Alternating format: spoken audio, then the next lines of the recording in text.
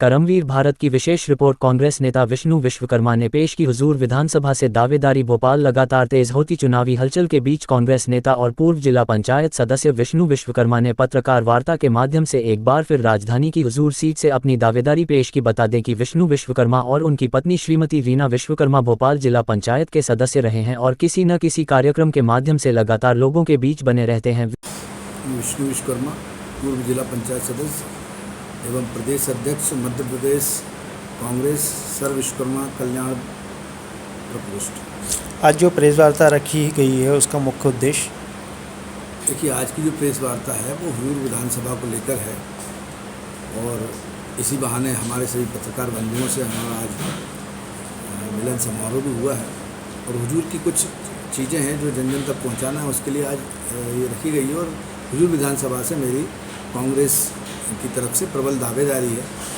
और इसको लेकर भी आज ये प्रेस कॉन्फ्रेंस है।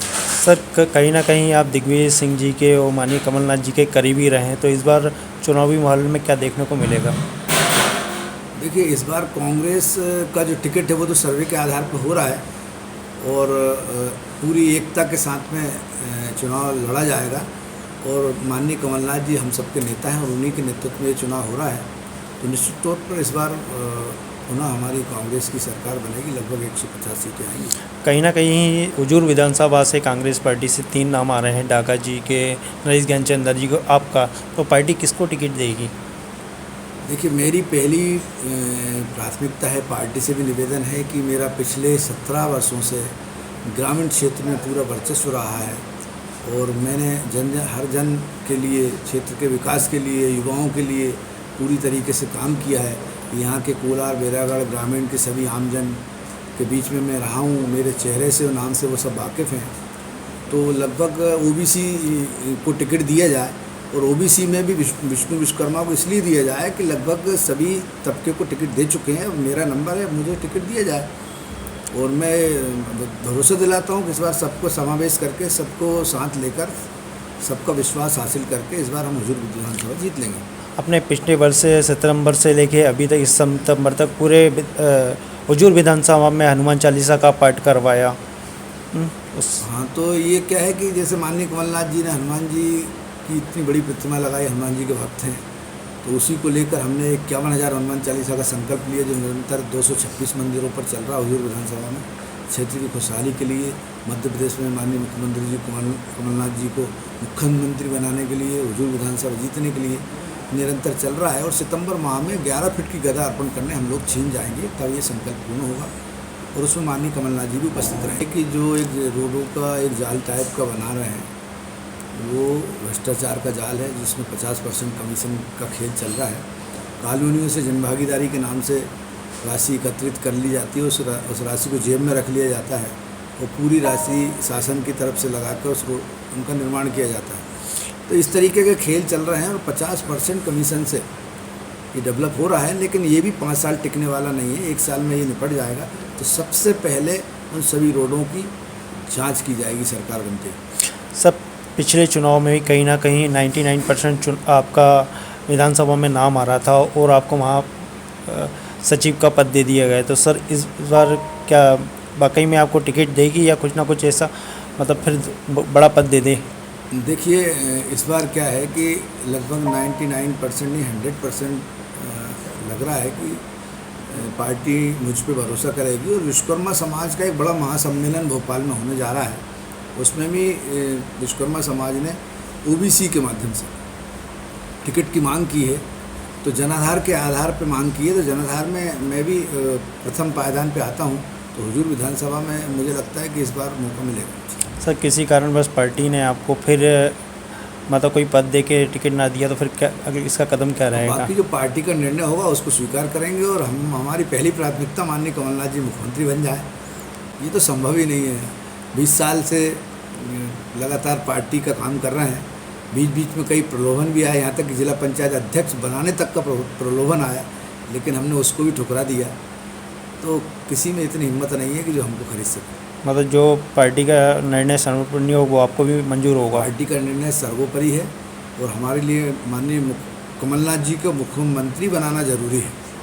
तो क्या हुजूर विधानसभा की जनता को क्या संदेश देना चाहेंगे आप? हुजूर विधानसभा की जनता को मैं संदेश देना चाहता हूँ कि देखिए, पिछले 17 से 20 साल हो गए मुझे ग्रामीण क्षेत्र में, शहरी क्षेत्र में काम करते हुए, आम जन की सेवा करते हुए, विकास के कार्य करते हुए, छोटी छोटी मूलभूत सुविधाओं को, शासन की योजनाओं को आप तक पहुंचाते हुए।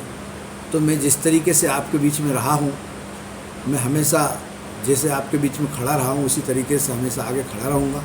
मैं निवेदन करूंगा कि मुझे कांग्रेस पार्टी टिकट देती है या किसी अन्य को भी प्रत्याशी बनाती है, तो हमें इस बार हुजूर विधानसभा में कांग्रेस का परचम लहराना है और जो भ्रष्टाचार चरम सीमा पर पहुंच गया है उसको ख़त्म करना है, युवाओं को रोजगार से लगाना है। और हुजूर विधानसभा का जो डेवलपमेंट पूरा भ्रष्टाचार से घिरा हुआ है, जिसकी गुणवत्ता कहीं नहीं है, उसको वापस गुणवत्ता में लाना है। और जो जनप्रतिनिधि हैं क्षेत्र के, चाहे वो सरपंच हों, चाहे जनपद सदस्य हों, चाहे जिला पंचायत सदस्य हों, चाहे पार्षद हों, उनके अधिकार को भी सुरक्षित रखना है। मैं विश्वास दिलाता हूँ कि अगर मुझे विधायक बनाया आपने, जनप्रतिनिधियों को भी कहना चाहता हूँ कि आपके अधिकार सुरक्षित रहेंगे, भूमि पूजन आप ही करेंगे। ये जो मामा जी हैं, उनके अंदर एक कला है और वो ऐसी कलाकारी करते हैं कि अगली योजना, जैसे एक योजना आज हुई तो वो नई योजना कल ले आते हैं, तो व्यक्ति का ध्यान वहाँ पहुँच जाता है। तो एक लाडली बहना योजना भी एक तरीका हो गया है वोट खरीदने का।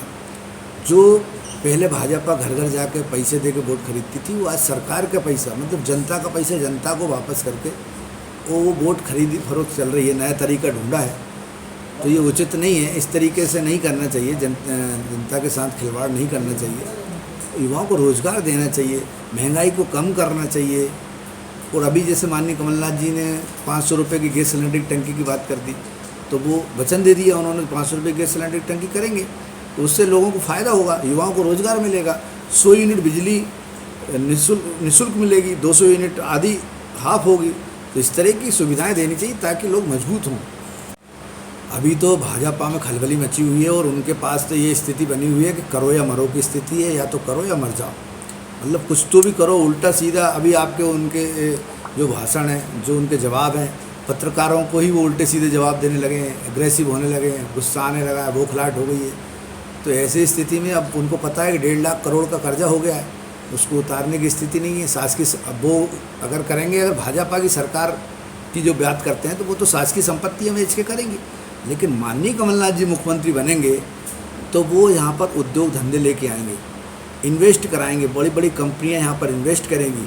उनको पता है कि प्रदेश में पैसा कहाँ से आएगा। उन्होंने जो 1500 रुपये नारी सम्मान योजना में देने की बात कही है, तो उनको पता है इसको कहाँ से लाना है, कर्जा लेकर नहीं देना है।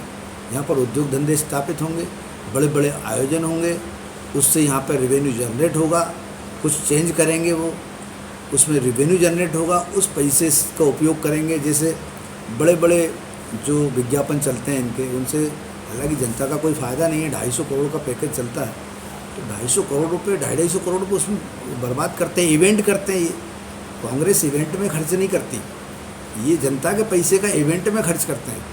तो कोई भी योजना अगर मान लो 25 करोड़ की है, तो उस पर 5 करोड़ तो इवेंट में ही खर्च कर देते हैं। तो ये सब छोट-मोट खर्चे नहीं है, बहुत बड़े बड़े खर्चे हैं। इन बड़े बड़े खर्चों को बचा के इन योजनाओं का पैसा दिया जाएगा और धीरे धीरे कमलनाथ जी इस कर्जे को उतारेंगे।